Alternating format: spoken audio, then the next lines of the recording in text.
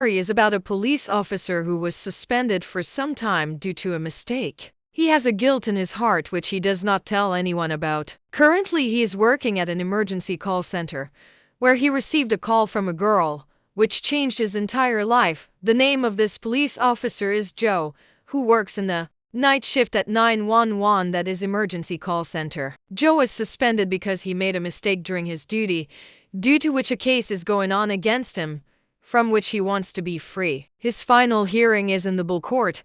If he is proved innocent, then he can work as a police officer again. His wife also left Joe because of this mistake of his. Joe also has a daughter, whom his wife took with her, and she does not even let Joe meet his daughter. Joe's life was going very difficult at this time.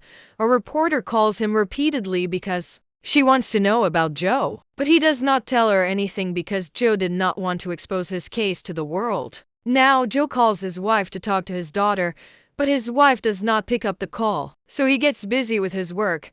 Now Joe got a call from a woman named Emily, whose way of talking was very sweet. She was talking as if Joe was her son. At first he did not understand, but then he ignored it because he has become used to such calls. Often people make such calls to make fun. Joe noticed one thing, that the woman's voice seemed as if she was very sad. He was about to hang up when he heard a man's voice from behind, who asked Emily to burn the phone. Joe thought that Emily has been kidnapped. He also asks her if she has been kidnapped, to which Emily replies yes.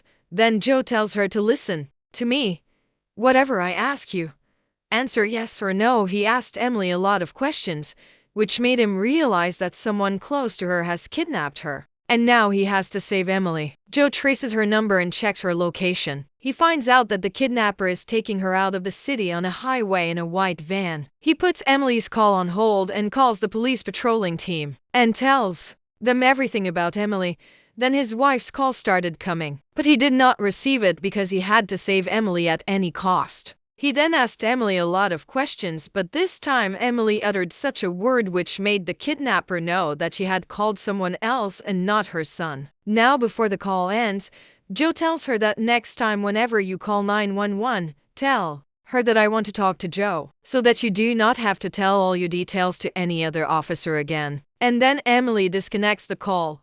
Now, although Joe's work was completed, he was still worried about Emily. He was checking her location again and again. The 7 police officers who were patrolling on the highway also found a white van, but this van was wrong. Emily was not in it. Obviously, there were many other white vans passing on the highway, and if they have to find Emily, they must know the van's number. Joe felt very bad about this because he wanted to save Emily. Since he already had Emily's number, he gets all the details about Emily. He also gets her home number on which Joe calls. Then Emily's 6-year-old daughter picks up the call, and Joe starts talking to her. The girl tells that only she and her younger brother are at home. Dad had come and has taken Mom with him. When Joe asks her dad's name, the girl tells him that it was Henry. She also remembers her dad's number, which she gives to Joe. Then Joe finds out his car number from that number. He also comes to know that cases have been filed against Henry many times before.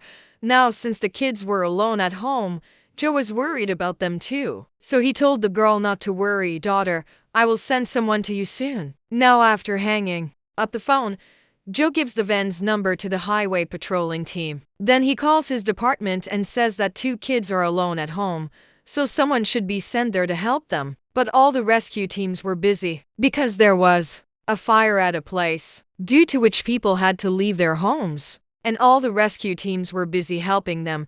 Once again the reporter called, but this time also Joe did not pick up the call. He was very worried. He was not able to decide what to do. He went to another room, from where he called his friend, Sergeant. He said that I want you to form a team and send it to Emily's house, because her children are alone, and form another team and send them to Henry's house, where he is going to take Emily. On this, the sergeant explains to him, this is illegal and we cannot do this secretly. And tomorrow is your hearing also. If you do something wrong again, then your case will once again go against you. Joe tells him that anyway my shift is about to end. I am leaving from here in 10 minutes. Saying this, he hung up the phone.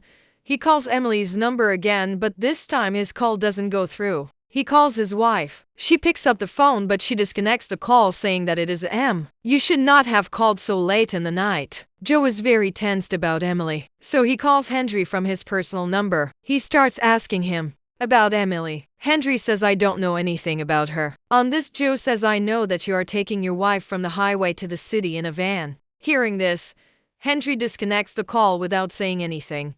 Joe calls him again, but the call doesn't connect this time. Now Joe calls his colleague, who is very worried because he had to give a false testimony for Joe in court tomorrow. He says that if anyone comes to know that I am giving false testimony, then I might lose my job. On this, Joe explains to him that nothing like this will happen. Don't worry. Now Joe tells him everything about Emily's case and says that I want you to go to Emily's house so that you can get more information about this case. Then an officer comes and tells Joe that there is a call from a little girl for him. He understands that it is Emily's daughter, so he talks to her quickly. The girl tells that there is someone outside the house who is ringing the doorbell. Joe tells that, yes, son, it is a police team which I have sent. You open the door. The girl did the same. So the police team comes inside and tells Joe that there is blood on the girl's clothes. But this is not her blood but her brother's. Joe is very injured, but someone stabbed him with a knife and the child died. Actually, the girl had earlier told Joe that my brother is sleeping. Her brother was actually not sleeping at that time, but he was dead. Joe gets very upset after hearing this.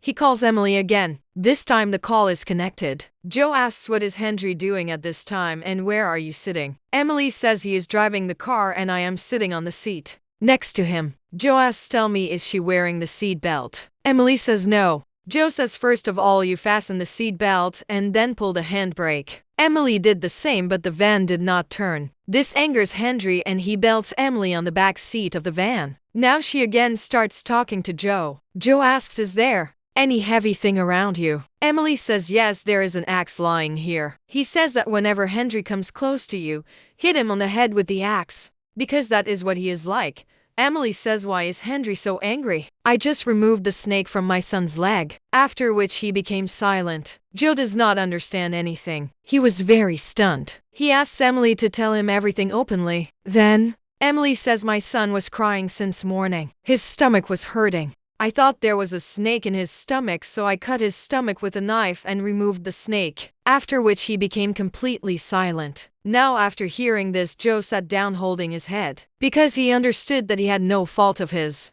And Henry, all the fault is of Emily, because she killed her son. And Henry took her from the house, so that she does not kill her son too. Jump from this bridge. Joe tells her not to do this because there are still many people who love her and it is all my.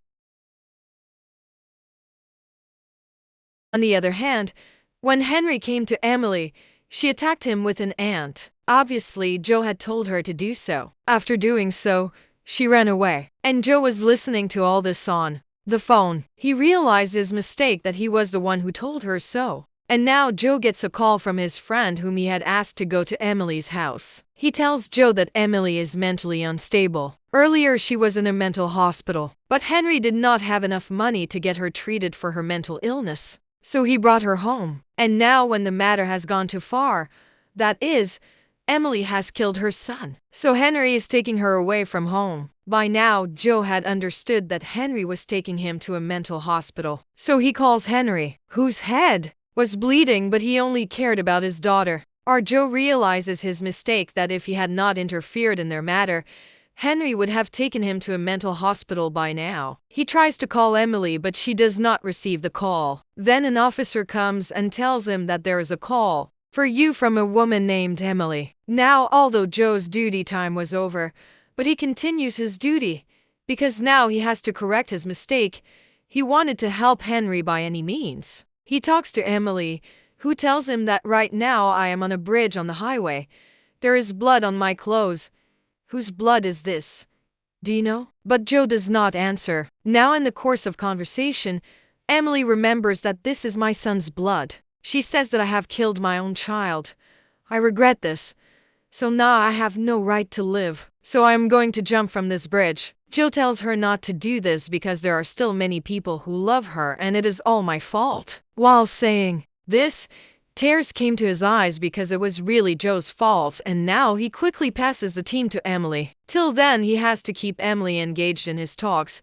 He now tells Emily his story. He says that I had made a big mistake. 8 months ago, during my duty, I shot a 19-year-old boy. Tomorrow is my final hearing in the court. I have gathered some witnesses to prove me innocent. When they testify in my favor, maybe I will be proved innocent and I will get my job back. His wife was also included in those witnesses who does not like him because of this act. This is the reason why she does not want her daughter to talk to or meet Joe, because Joe had done a lot wrong with that child. Although he was on duty, but he should have controlled his anger. Now, in a way, Emily and Joe are the same. Both of them do not have control over their minds. But now when Emily has realized her mistake, she wants to punish herself. But in this case, Joe is completely opposite. Although he also knows that he has done wrong, but he is resorting to Jude to prove himself innocent. While telling all these things, he also got emotional. Tears came in his eyes. His mind also felt a little lighter because for the first time in 8 months,